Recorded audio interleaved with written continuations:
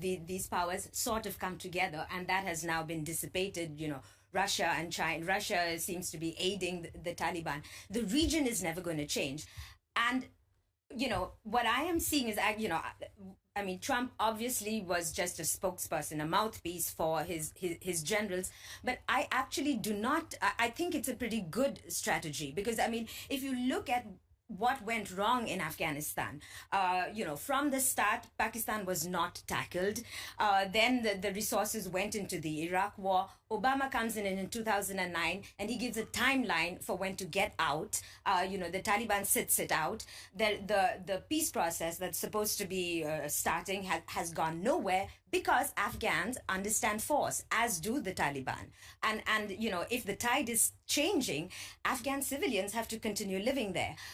So all this, I think it is a good strategy because there's not a single Afghan that I've spoken to, including the ones who are not really for the U.S. troops, who thinks that any pullout, should have been done. 16 years, Leila. 16 years. We've been training the Afghans to take over the war. They haven't been able to do it. Not close. Not even close. But what happened, Chris, is the people who are criticizing this are precisely the people in the AFPAC circles in the U.S. who have been advising the U.S. from the start. A singular lack of what should I say, ambition, never taking on Pakistan, always saying that... Well, take on Pakistan. How are you going to resupply the troops in Afghanistan if you take on Pakistan? Everything comes in through Karachi. This is true, but Pakistan has blocked access to Afghanistan. Yeah, but mostly they don't block access. If we take the direction that Trump is describing, they will block access. They will get deeper in bed with China, as you well know. And we haven't even talked about what Iran and Russia are going to do. Well, Pakistan and China have always been close. Now... So where is our dog in this fight, Leila? Because what's going to happen is we've lost the Iraq and Syrian heartlands, and, there are jihadists who are going to come home. And trust me, this is a region... What does that have to do with Afghanistan? Because as we always know, whenever we talk about not intervening, and I understand that, it becomes a free-for-all for jihadis, and then we pay the price. But the Taliban are already on the roll. They keep gaining territory. That's not because we're pulling out. As does ISIS. And the Taliban are not in any state to... I mean, we're seeing an attack by ISIS right now. 3 years ago, 4 years ago, I was reporting on Daesh in Afghanistan, and everybody who basically wants to pull out was saying... So would you suggest that we occupy Afghanistan? No, we don't. Well, then what are we going to do? If we can't depend on them to do it, then what are we going to do? Also, the Afghan security forces, this is another thing that the media keeps doing. I mean, obviously they're not up to the standard of U.S. forces, but they have developed their capacity. And no, it's not whether they're up to the standard of U.S. forces. They're not up to the standard of the Taliban forces. That's the problem. It's not that difficult to decimate the power of the Taliban. You've got to... they're also equipping the Afghan Air Force. You've got to give them the chance. And I can see 16 years we've been giving them the chance. I've been reporting this conflict for more than 16 years. What I can see is the elite troops in Afghanistan, they really are trained.